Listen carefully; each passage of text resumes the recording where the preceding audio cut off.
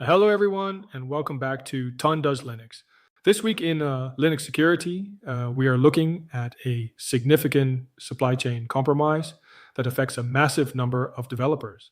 The widely used Axios npm package was hijacked, and the payload specifically targets Linux environments with a Python-based backdoor. We're also going to cover a fascinating new technique where attackers are using HTTP cookies to control stealthy PHP Webshells on Linux hosting servers. And later in the video, we'll look at some newly discovered variants of the BPFDoor malware, which is weaponizing legitimate Linux kernel features to hide inside telecom networks. Finally, we'll wrap up with a quick look at the latest kernel patches you need to be aware of, including fixes for KVM privilege escalation and TLS memory leaks. There is a lot of technical ground to cover today, so let's get right into it. Our first story is arguably the most impactful event of the week. Google's threat intelligence group has formally attributed a major supply chain attack on the Axios npm package to a North Korean threat actor known as UNC1069, or Sapphire Sleet. For those who might not be familiar, Axios is an incredibly popular promise-based HTTP client for Node.js and the browser. It sees over 100 million downloads a week. On March 31st, attackers managed to hijack the npm account of the lead maintainer using a compromised, long-lived access token. They then published two Trojanized versions of the package, version 1.14.1 and version 0.3.4. So, what exactly does this malicious update do? The compromised versions introduce a new malicious dependency called plain crypto.js. This acts as a delivery vehicle for an obfuscated JavaScript dropper named Silkwell.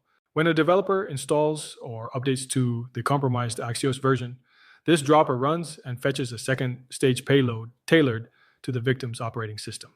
If you are running Linux, the payload deploys a Python-based backdoor known as waveshaper.v2. This backdoor is designed for persistence and control. It beacons out to its command and control server every 60 seconds. It supports several commands, including directory enumeration, executing arbitrary shell scripts, and most dangerously, a pinject command that decodes and executes arbitrary binaries directly in memory. This is a significant threat, and if you write code on Linux, you need to check your projects immediately. Run npm ls axios in your project directories. If you see versions 1.1 or 0.30.4, you need to downgrade and pin your version immediately. You can do this by running npm install axios 1.6.8 save exact. You should also search your Node modules folders for any trace of the plain crypto.js directory. From a network defense perspective, ensure you block the command and control domain sfrclec.com and its associated IP address 142.11.206.73 at your firewall. Supply chain attacks are becoming increasingly common, and this is a stark reminder that even the most trusted and widely used libraries can become vectors for compromise.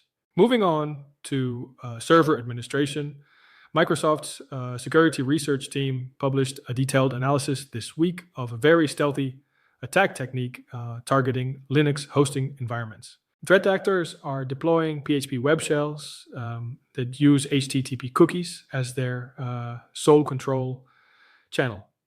What makes this interesting is that the malicious code remains completely dormant during normal web traffic. It doesn't respond to get or post parameters in the traditional sense. It only activates when an HTTP request contains a specific attacker-controlled cookie value. This means standard web application, firewalls, and log analysis tools might easily miss the interaction because the request looks like a normal page load, just with a slightly unusual cookie.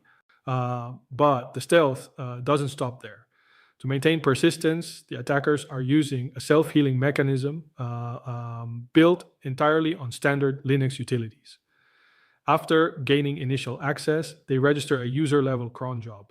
This cron job runs a simple base 64 decode pipeline that reconstructs the obfuscated PHP loader in the web directory. If a server administrator or an automated cleanup tool deletes the web shell, the cron job simply recreates it on the next cycle. If you manage Linux web servers, you need to be auditing your cron jobs regularly. Don't just check the system-wide /etc/cron tab. You need to check the user-level cron tabs, especially for the www data user. Look for unexpected base 64 strings. You should also consider restricting your PHP FPM pools by disabling dangerous functions like shell, exec, and pass-through if your applications don't strictly require them. Our next story is a deep dive into kernel-level malware. Rapid7 Labs has published a white paper detailing 7 new variants of the BPFDoor malware. BPFDoor is a highly sophisticated backdoor attributed to the Chinese state-sponsored actor Red Mansion. It targets Linux systems, particularly within global telecom infrastructure. What makes BPFDoor unique is that it weaponizes Berkeley packet filters, or BPF.